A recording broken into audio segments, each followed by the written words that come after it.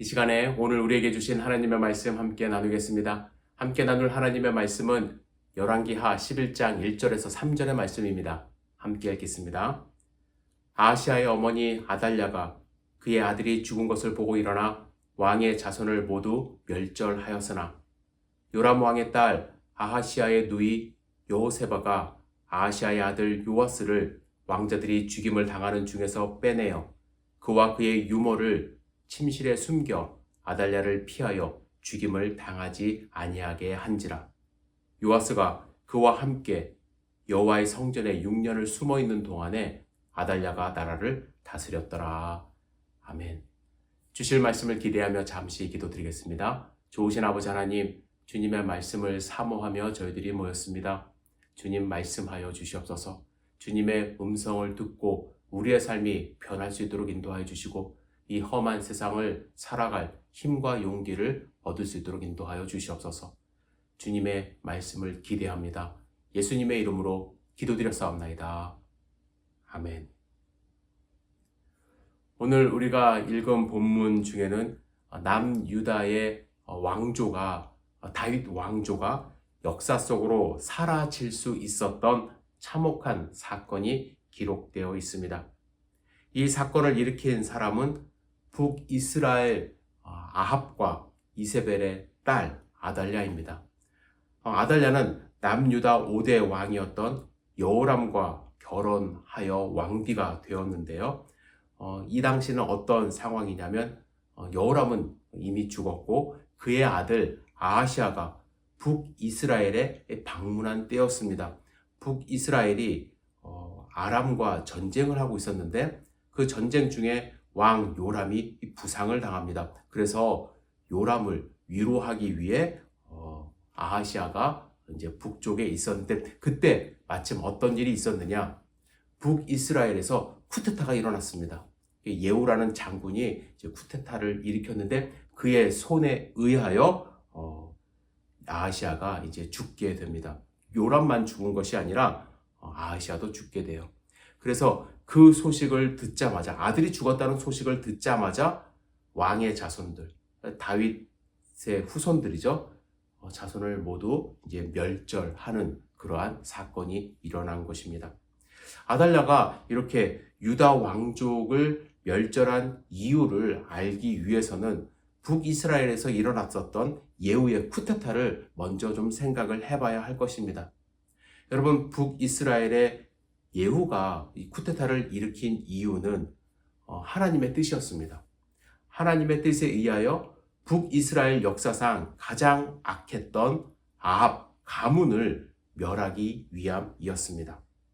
하나님은 엘리사를 통하여 예후에게 기름을 부어 왕으로 삼으시고 아합 집안을 멸하라 명령하십니다. 9장에 나오는 말씀이에요. 7절부터 9절까지 좀 길지만 함께 읽어보겠습니다. 시작. 너는 내 주 아합의 집을 치라. 내가 나의 종 곧 선지자들의 피와 여호와의 종들의 피를 이세벨에게 갚아주리라. 아합의 온 집이 멸망하리니 이스라엘 중에 매인자나 노인자나 아합에게 속한 모든 남자는 내가 다 멸절하되 아합의 집을 느밧의 아들 여로보암의 집과 같게 하며 또 아히야의 아들 바하사의 집과 같게 할지라. 하나님으로부터 이렇게 기름 부음 받고 또 소명을 받은 예후는 하나님의 명령을 실행하기 위하여 부하들을 규합했습니다. 그리고 가장 먼저 부상당해 치료받고 있었던 요람을 살해하게 됩니다. 그리고 요람에게 문병 유다의 왕 아하시아도 살해했습니다. 그의 쿠데타는 여기서 멈추지 않았습니다. 북이스라엘의 실세라고 할 수 있었던 이세벨을 죽이게 되고 이어서 아합의 아들 70명과 아합에게 속한 귀족, 신뢰받은 자들, 제사장들, 이방신들의 제사장들이죠. 몰살함으로써 아합의 온 집안을 멸망시키고 명실상부한 북이스라엘의 왕으로 등극합니다. 뿐만 아니라 그가 한 일이 한 가지 더 있었습니다. 북이스라엘에 만연해 있었던 바알들을 없앤 것입니다. 예후가 백성들에게 이렇게 말을 합니다. 아합은 바알을 조금 섬겼으나 예후는 많이 섬기리라. 이렇게 좀 속인 거예요. 이렇게 말을 한 후에 바알에게 큰 제사를 드린다고 하여 바알을 섬기는 자들을 모았습니다. 그리고 바알 신전에 모아둔 후에 그들을 몰살합니다. 26절에서 27절에 보시면 바알의 신당 있는 성으로 가서 바알의 신당에서 목상들을 가져다가 불사르고 바알의 목상을 헐며 바알의 신당을 헐어서 변소를 만들었더니 오늘까지 이르니라. 그렇죠? 여러분, 예후는요, 정치적으로 아합의 집안만 몰살한 것이 아니라 종교적인 개혁을 어느 정도 일으켜서 이스라엘 왕 중에서 바알을 멸한 유일한 왕이 됨으로써 하나님께 칭찬을 듣게 됩니다. 그래서 30절에 9장 30절에 이렇게 말씀하세요. 여호와께서 예후에게 이르시되 내가 나보기에 정직한 일을 행하되 잘 행하여 내 마음에 있는 대로 아합 집에 다 행하였은즉 내 자손이 이스라엘 왕위를 이어 4대를 지내리라 하시니라. 이렇게 하나님이 칭찬도 하셨습니다. 하지만 왕이 된 예후 끝까지 하나님의 말씀에 순종했을까요? 아니에요. 변질되었습니다. 왕이 되기 위하여 그때까지는 최선을 다해 하나님의 말씀을 잘 순행했지만 왕이 된 이후에 31절에 보시면 그러나 이렇게 말씀하세요. 예후가 전심으로 이스라엘 하나님 여호와의 율법을 지켜 행하지 아니하며 여로보암이 이스라엘에게 범하게 한 그 죄에서 떠나지 아니하였더라. 이렇게 말씀합니다. 바알을 섬기는 사람들, 바알의 신당, 그죠? 그리고 바알 우상을 다 제거했지만 그는 결국 여로보암이 이스라엘에게 범죄하게 한 죄, 즉 금송아지를 섬기는 우상 숭배의 길에서는 벗어나지 못했다고 말씀합니다. 겉으로 보면은 완벽한 쿠데타처럼 보였지만 모든 것이 다 하나님의 뜻대로 일어난 것 같았지만 결국 북이스라엘은 멸망으로 가는 미세한 길을 예후가 남겨둔 것입니다. 그죠? 여러분 9장부터 11장 사이를 읽어보시면은요, 아합 집안에 행하신 그 하나님의 심판, 어떻게 보면 좀 파괴적이고 좀 잔인한 모습이 담겨져 있습니다. 특히 70명이나 되는 아들들을 다 죽이게 되고 또 바알 신전에 모인 사람들을 몰살하는 장면, 우리 어떻게 보면 좀 쉽게 이해되지 않습니다. 하지만 우리가 알아야 할 것은요, 하나님이 이렇게 아합 집안 또 북이스라엘을 심판하고자 하신 일은 오래 참으신 일이라는 거예요. 수십 년간 그들의 만행을 참고 참으시다가 이제 때가 되어 예후를 사용하시어 심판하신 것입니다. 이렇게 북이스라엘이 심판받을 때 남유다 왕 아하시아도 함께 죽게 됩니다. 이 소식을 남쪽에 있었던 아하시아의 어머니 아달랴가 듣게 된 것이에요. 여러분, 아달랴가 아들의 이 죽음 소식을 듣고 어떤 생각을 했을까요? 보통 사람 같으면 아들의 죽음 소식에 슬퍼하거나 또 나라의 안정을 위하여 다음 왕을 추대하는 일을 신하들과 도모했을 거예요. 하지만 아달랴에게는 그런 겨를이 없었습니다. 왜요? 그는 누구의 딸이에요? 아합 왕의 딸 아닙니까? 만약에 예후가 쿠데타에 성공하여 북이스라엘의 왕이 되고 또 남유다의 다른 왕이 추대되면 분명히 예후가 자신의 목숨을 노린다는 것을 그는 알았습니다. 그래서 아달랴가 한 일은 무엇이에요? 남쪽에서 쿠데타를 또한 일으킨 거예요. 그래서 왕으로 등극합니다. 1절 다시 읽을게요. 아하시아의 어머니 아달랴가 그의 아들이 죽은 것을 보고 일어나 왕의 자손을 모두 멸절하였으나 스스로 왕이 되기 위하여 왕의 자손들을 모두 멸절하는 만행을 저지른 것입니다. 그의 쿠데타, 어떻게 보면 쿠데타죠. 왕이 될 자격이 없는 사람이 왕족을 다 멸절하고 스스로 왕이 된 거예요. 그의 쿠데타는 성공한 것처럼 보였습니다. 하지만 아하시아의 누이 여호세바가 요아스라는 한 살 된 왕자를 유모의 침실에 숨겨 죽임을 당하지 않게 하고 성전에서 6년간 키우게 됩니다. 요아스는 6년 동안 성전에 숨어 있었고 그동안 아달랴가 왕이 되어 나라를 다스리는 그러한 시절이 있었어요.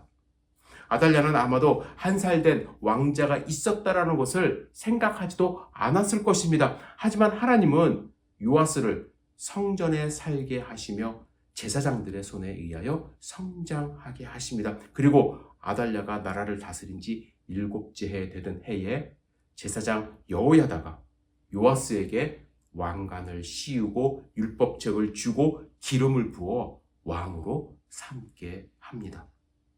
그리고 나서 아달랴는 죽임을 당하게 되었고 왕이 된 요아스는 제사장 여호야다가 그를 교훈하는 모든 날 동안에 여호와 보시기에 정직하게 행합니다. 하지만 그도 못한 것이 있어요. 산당을 다 제거하지 않았어요. 그래서 여전히 백성들이 산당에서 제사하며 분향하게 되었다고 성경은 말씀하고 있습니다.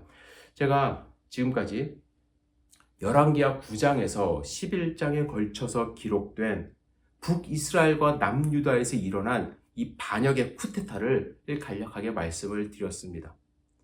그런데 여러분들도 아시겠지만 이 본문의 말씀 내용 참 읽기가 힘들어요. 왜냐하면 영화로 소설로 분류를 하면 이게 하드코어적입니다. 상당히 내용이 좀 잔인한 내용이 많이 있어요. 그런 장면들이 묘사가 많이 되어 있습니다.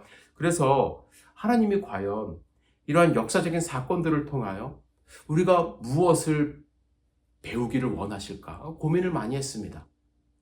하나님의 이 말씀을 잘못 오해하면은요, 이러한 쿠데타나, 그죠? 어떠한 잔인한 방법들이 정당하게 현대 사회에서도 사용될 수가 있거든요.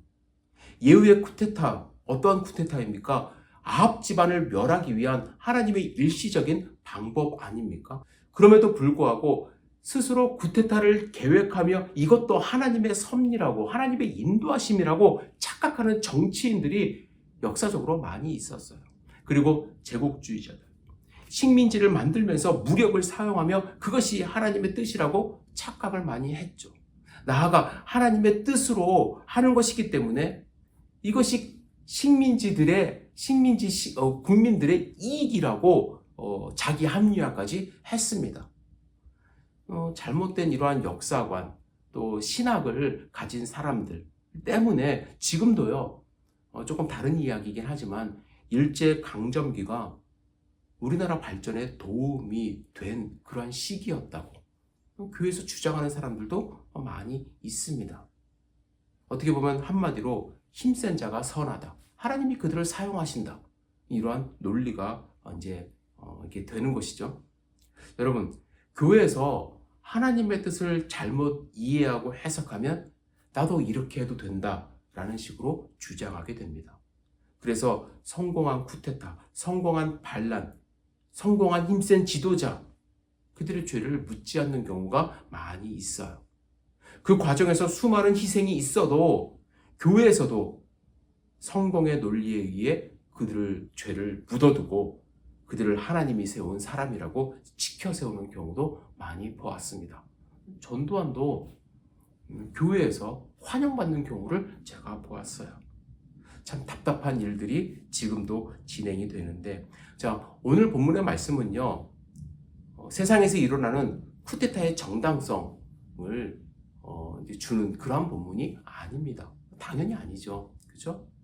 그래서 저는 본문을 통해서 이 쿠데타가, 본문에서 일어난 이러한 쿠데타가 또 세상에서 일어나는 그런 정치적인 일들이 정당하냐, 그런 것을 논하려고 드리는 말씀은 아닙니다. 그냥 하나님의 뜻이 무엇인가, 저는 두 가지를 좀 생각해 보기를 원합니다. 첫 번째는 하나님이 계획하신 일도 인간에 의해 불완전하게 끝날 수 있다는 것을 우리는 늘 염두에 두어야만 합니다.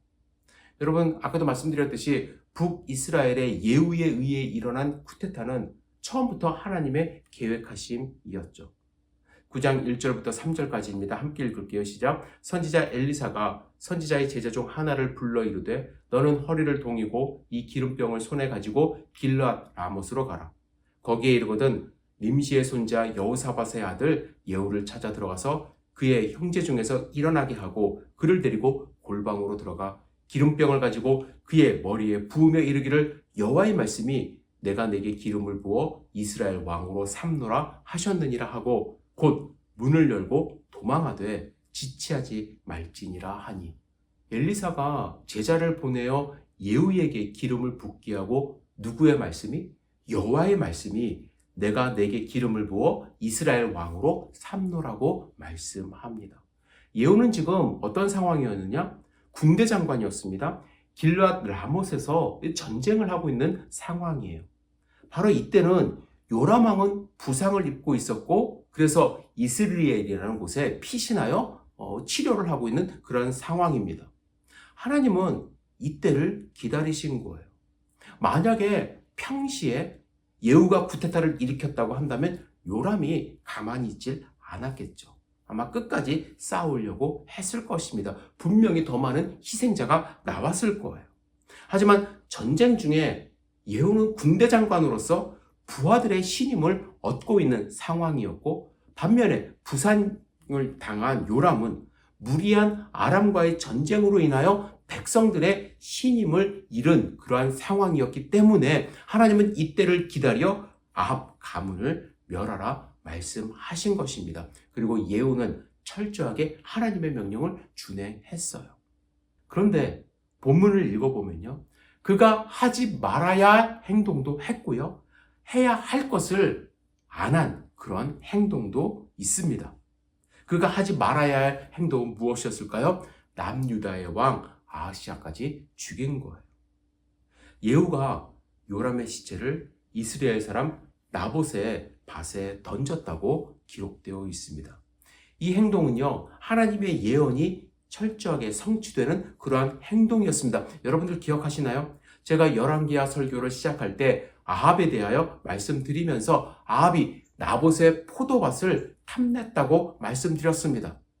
그 포도밭을 탐내니까 그의 아내 이세벨이 나봇을 모함하여 죽이고 빼앗았습니다. 그때에 하나님이 엘리야를 통하여 이렇게 예언하셨어요. 열왕기상 21장 19절입니다. 너는 그에게 말하여 이르기를 여호와의 말씀이 내가 죽이고 또 빼앗았느냐고 하셨다 하고 또 그에게 이르기를 여호와의 말씀이 개들이 나봇의 피를 핥는 곳에서 개들이 내 피 곧 내 몸의 피도 핥으리라 하였다 하라. 엘리야를 통하여 예언하신 그때의 말씀이 15년 만에 예후를 통하여 지금 성취되었어요. 그런데 하나님은 아하시아는 말씀하지 않으셨거든요. 그렇죠? 여러분, 아하시아의 행동이 하나님의 뜻에 어긋난 행동이었을 수 있습니다. 요람과 함께하는 것, 어떻게 보면 하나님 눈에 벗어난 그런 행동이긴 했지만 그는 두려워서 무기토까지 도망갔거든요. 그런데 무기토까지 쫓아가서 아하시아를 예후가 죽이게 됩니다. 하나님이 명령하지 않은 것까지 앞서서 행동을 해서 남유다에 어떻게 보면은 큰 재앙이 임하게 되는 것이죠. 그리고 예후는 북이스라엘의 바알을 없애는 작업을 성실하게 했습니다. 바알 숭배하는 자들을 죽였고요. 그 신상을 털어서 또 신당을 털어서 화장실로 만들었다. 이렇게 말씀을 합니다. 하지만 예후가 하지 않은 일이 있어요. 했어야만 하는데. 29절에 이스라엘에게 범죄하게 한 느밧의 아들 여로보암의 죄 곧 베델과 단에 있는 금송아지를 섬기는 죄에서는 떠나지 아니하였더라. 여러분, 하나님이 예후를 세우셔서 아합 가문을 멸하신 이유는 무엇입니까? 이스라엘 전체가 이제 하나님께 돌아오기를 바라셨기 때문 아닙니까? 우상 숭배 그만하라. 이걸 원하셨기 때문에 예후를 통하여 아합 가문을 치신 거예요. 그죠? 단순하게 아합 집안이 미워서 그런 것이 아닙니다. 그들이 바알을 버리고 아세라를 버리고 하나님의 백성으로 살아가기를 원하셨기 때문인데 예후는 9장 31절에 보면 그러나 예후가 전심으로 이스라엘 하나님 여호와의 율법을 지켜 행하지 아니하며 여로보암이 이스라엘에게 범죄하게 한 그 죄에서 떠나지 아니하였더라. 율법을 전심으로 지키지도 않았고 행하지도 않았고 여로보암이 범죄하게 한 그 죄에서 떠나지 않았기 때문에 하나님에게 칭찬을 받았음에도 불구하고 그는 선한 왕으로 기록되지 않았습니다. 하나님이 계획하신 일이지만 그 일을 수행하는 한 사람 때문에 불완전한 일로 끝나게 된 것입니다.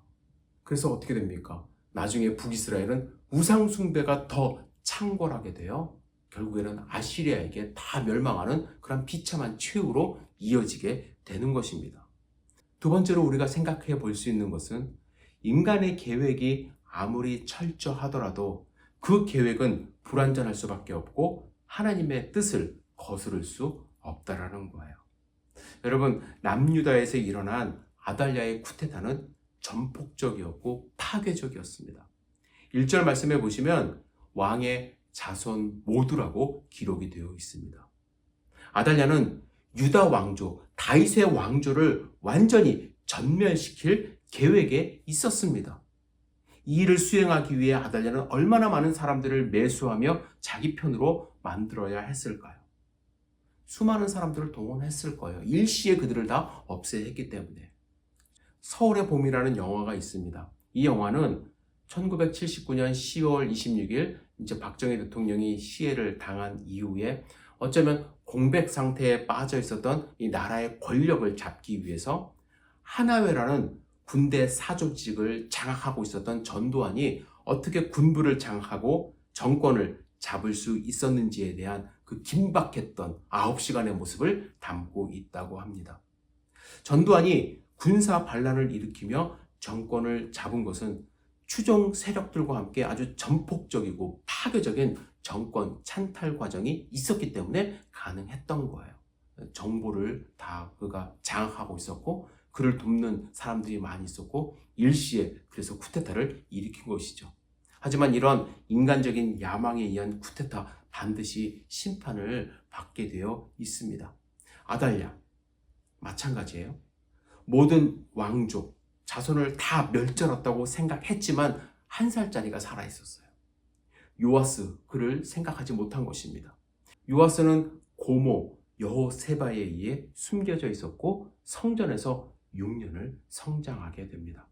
그리고 제사장 여호야다에 의해 다시 왕위에 오르면서 다윗 왕조를 이어가게 되는 것이죠. 여러분, 여기서 생각해 봐야 될 것이 있어요. 만약에 한 살짜리 요아스가 없었다면 어떻게 되었을까?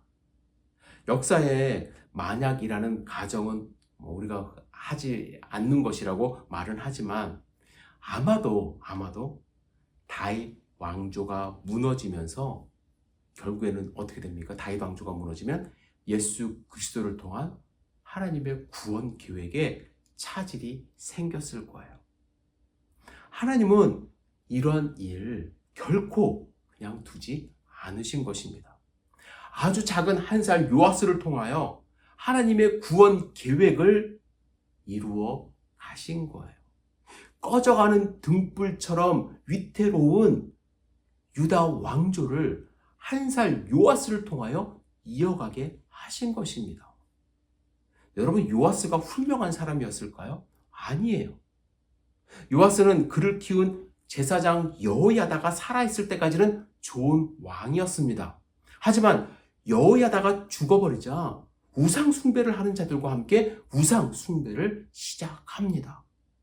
역대하 24장 2절에 보면 제사장 여호야다가 세상에 사는 모든 날에 요아스가 여호와 보시기에 정직하게 행하였으며 이런 말씀이 있습니다. 하지만 이어서 24장 19절 20절을 보면 하나님께서 예언자들을 통하여 그렇게 하지 말라고 요아스에게 경고의 말씀을 보내주셨습니다. 하지만 요아스는 이런 예언자들의 말을 듣지 않고 무시합니다. 더구나 예언자 중에는 자기의 은인이고 자기에게 충성을 다했던 여호야다의 아들도 있었는데 요아스는 이 여호야다의 아들까지도 죽이게 됩니다. 요아스가 훌륭한 사람이기 때문에 하나님이 그를 살려주신 것이 아닙니다. 하나님은 아달랴의 잔혹한 학살 속에서도 다윗 왕조를 지키기 위하여 요아스를 살려주신 것이고 아달랴의 계획을 6년 만에 무력하게 하신 것입니다.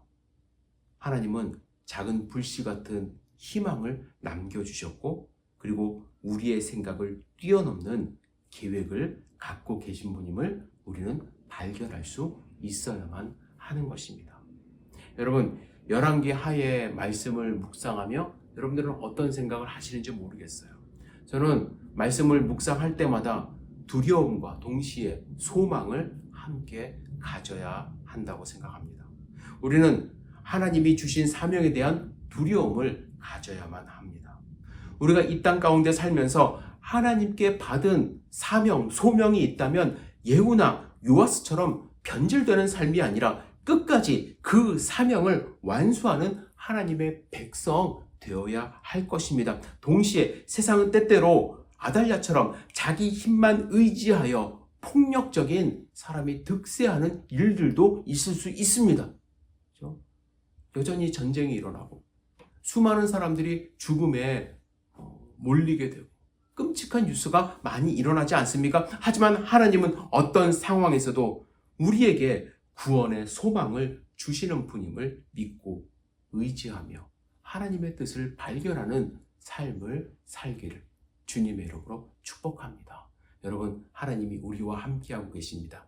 하나님이 여러분들의 손을 붙들고 끝까지 하나님이 주신 사명을 함께하기를 원하십니다. 그 말씀 마음 가운데 새기고 오늘도 승리하는 삶 사시기를 주님의 이름으로 축복합니다.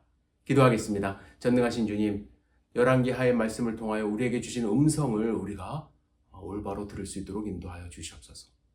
저러나 우러나 치우치지 않는 삶 살 수 있도록 인도하여 주시고 하나님이 주신 그 소명을 끝까지 붙들고 나아갈 수 있도록 주여 축복하여 주시옵소서. 예수님의 이름으로 기도드렸사옵나이다. 아멘.